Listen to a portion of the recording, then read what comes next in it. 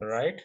So what did Thomson say? Atom consists of a positively charged sphere and electrons are embedded in it. He didn't talk about protons, any protons. Okay, sir. ठीक है. And secondly, जो भी positive charges हैं और जो भी negative charges हैं seeds की वजह से या इलेक्ट्रॉन्स की वजह से, they are equal in magnitude. So the atom is Magnitude. Electrically neutral. So कुछ चीजें इसने सही बताई कि एटम, जो आगे भी देखेंगे, जो अभी प्रूफ भी हो गया है कि एटम इज इलेक्ट्रिकली न्यूट्रल है और negative positive are equal. Equal. Right. तो इसके Yes, एक्सपेरिमेंट sir. से ये पता चला. लेकिन और साइंटिस्ट कुछ और एक्सपेरिमेंट्स कर रहे थे. राइट. Rutherford and bore. तो उनके एक्सपेरिमेंट्स Yes. के जो रिजल्ट्स थे, वो रिजल्ट्स ये मॉडल एक्सप्लेन नहीं कर पाया. Okay, sir. राइट. तो इसलिए इसका मॉडल, कुछ ऐसी चीजें Failure. उन्होंने बताई, हाँ, डिस्कार्ड हो गया, फेल हो गया. कुछ ऐसी चीजें उन्होंने बताई जो हम इस थॉमसन के मॉडल से एक्सप्लेन नहीं कर सकते. कुछ ऐसे बिहेवियर देखे गए जो थॉमसन के मॉडल से एक्सप्लेन नहीं हो सकते हैं. So we can right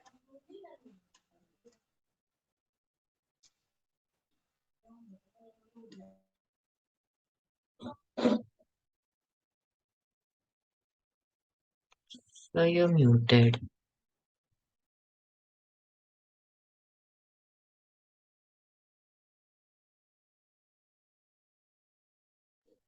right. So some behaviour.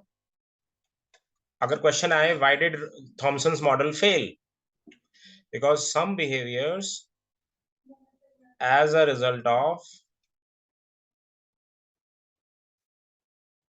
experiments carried out by other scientists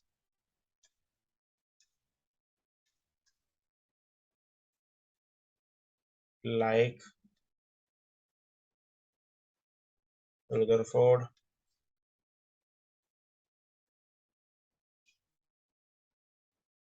and Bohr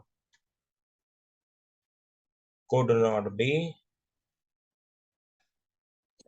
Explained. explained.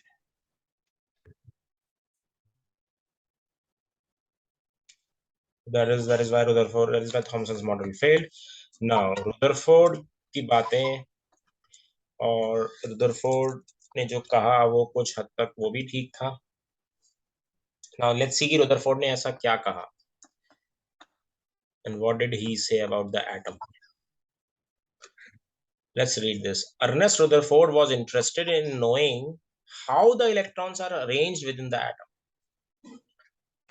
So let's write a heading, Rutherford model.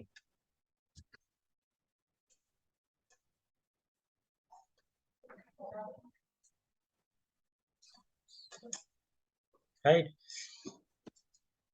Rutherford was very interested कि electrons कैसे हैं, कैसे arranged हैं atom के अंदर. तो उसने एक एक्सपेरिमेंट डिजाइन किया. Rutherford designed an experiment for this. In this experiment, fast moving alpha particles were made to fall on thin gold foil. So he took a gold foil. Suppose this is a very thin gold foil.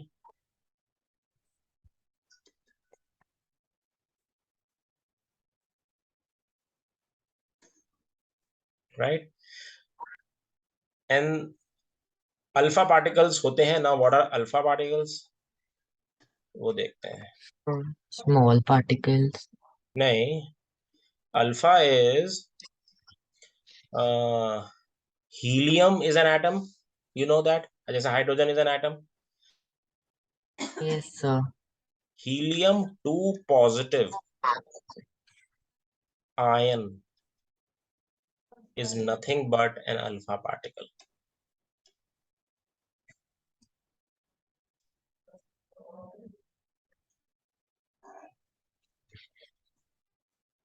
Right. तो Okay. Helium के cations ही alpha particles हैं. Positive ions. Helium के पास, अभी हम आगे देखेंगे, हीलियम के पास 2 इलेक्ट्रॉन होते हैं। हीलियम का एटॉमिक नंबर क्या होता था? हाइड्रोजन 2। 2 ही होता है ना। हाँ। तो यस सर। अभी ये भी पता चलेगा आगे जाके, जो इलेक्ट्रॉन, जो एटॉमिक नंबर होता है, उतने ही इलेक्ट्रॉन्स होते हैं उस एटम के अंदर। तो हीलियम ने अपने दोनों के दोनों इलेक्ट्रॉन्स लूज करे हुए हैं, और वो क्या बन गया है? Helium to Ha2 plus. He2+, क्योंकि दोनों इलेक्ट्रॉन छोड़ दे दिए हैं उसने किसी को। तो इस आयन को अल्फा पार्टिकल कहते हैं। Right, so what is an alpha particle? He2+ ion. In words you can write it as doubly charged helium ion. तो Doubly, only helium. yes, only helium. Doubly charged helium ion. Positively charged. Double positively charged. Okay उसी को alpha बोला गया है। Special type का sir. Particle है ये। है हम्म। जैसे जो पहले एग्जाम्स थे वहां पे स्पेसिफिक चैप्टर्स आएंगे, अब एनुअल्स में पूरा आएगा। तो हम्म। अब अगर फाइनली पूछे सबसे छोटा पार्टिकल क्या होता है, हम चैप्टर 3 से एटम लिखे, इस चैप्टर से प्रोटॉन लिखे, या चैप्टर 2 से एलिमेंट लिखे? नहीं, एलिमेंट सबसे छोटा पार्टिकल किसका? सर मैटर का। मैटर का छोटा पार्टिकल तो एटम ही माना जाएगा। Atom is the building block. Atom ही लिखोगे आप। Okay sir.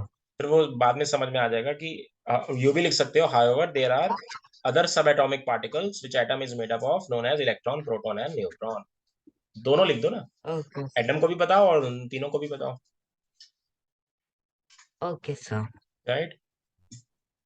हम्म।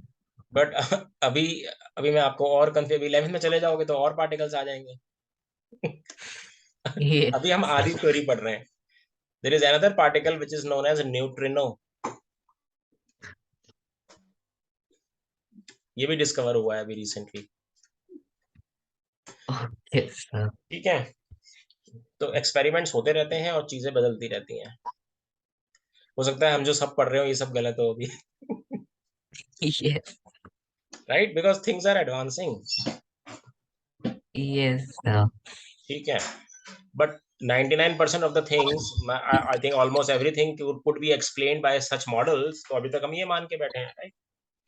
पहले तो लोगों को ये भी नहीं पता था कि सन जो है, अर्थ मून के सन के चक्कर लगा हुई क्या, earth revolves around the sun. Sun. Right. तो ये डिस्कवरी यस हुई तभी सर। तो पता चला। तो रुदरफोर्ड ने क्या किया, अल्फा पार्टिकल्स लिए, एंड ही स्टार्टेड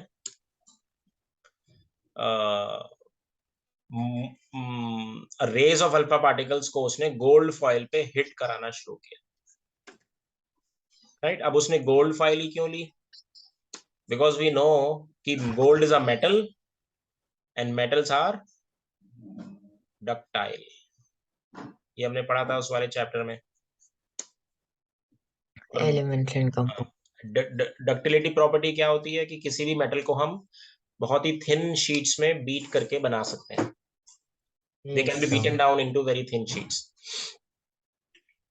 तो उसने गोल्ड फाइल ली that was about 1000 atoms thick. मतलब वेरी, एटम तो बहुत छोटा होता है, बहुत ही पतली गोल्ड फॉइल ली, very light gold foil. And then alpha particles are doubly charged helium.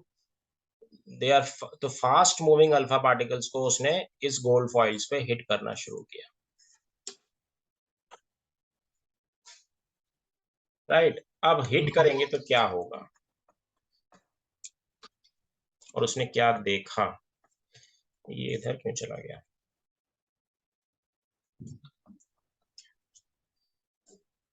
5 minute.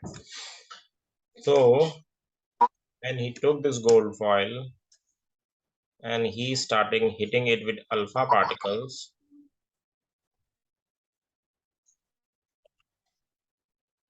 he's realized that most of the alpha particles went straight,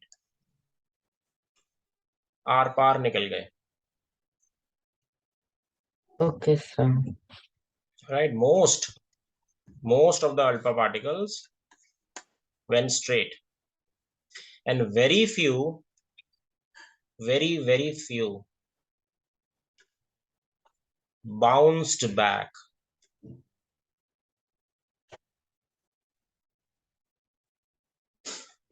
(180°) reverse गए और ओके वापस आ सर। गए, गए और वापस आ गए. Very few alpha particles bounced back, and few alpha particles were deflected by a certain angle. कुछ particles ऐसे भी थे,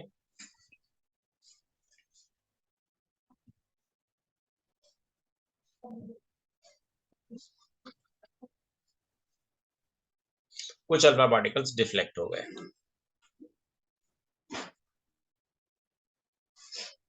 right.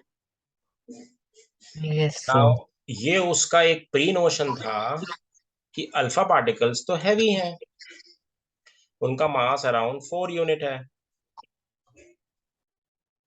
Yes sir. Right. And alpha particles are much heavier than protons, so he did not expect to see large deflections. Yes sir. Right. तो उसको ये he was imagining कि ज्यादा deflections नहीं होने चाहिए, but there were some particles which were deflected and some actually bounced back. Right.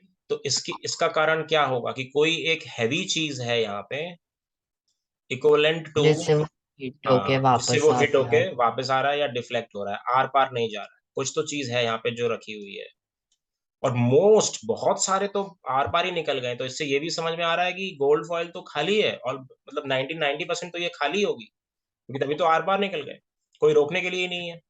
But जो रोक रहा है वो डिफ्लेक्ट भी कर रहा है, तो कुछ हैवी चीज है. राइट. तो यस वो जो सर। हैवी चीज है, अब हम आगे देखेंगे, वो हैवी चीज है वो न्यूक्लियस है. ये जो सेंटर में डॉट्स बनी हुई हैं, इससे देखो टकरा के ये डिफ्लेक्ट हो जा रहे हैं. Can you see that? Yes sir. Right. और जो ये सर्कल्स हैं, ये सर्कल को एटम अगर मान लें, हर एक सर्कल को एक एटम मान लें, तो क्योंकि एटम के बिल्कुल अंदर एक हैवी चीज है और बाकी का एटम तो खाली है बिल्कुल, तो इसलिए 90% of the atom is empty. सारे अल्फा पार्टिकल्स बाहर निकल जा रहे हैं, और कुछ डिफ्लेक्ट हो रहे हैं, कुछ 180° रीबाउंड हो रहे हैं. तो there is something heavier which is occupying a very less space in the atom.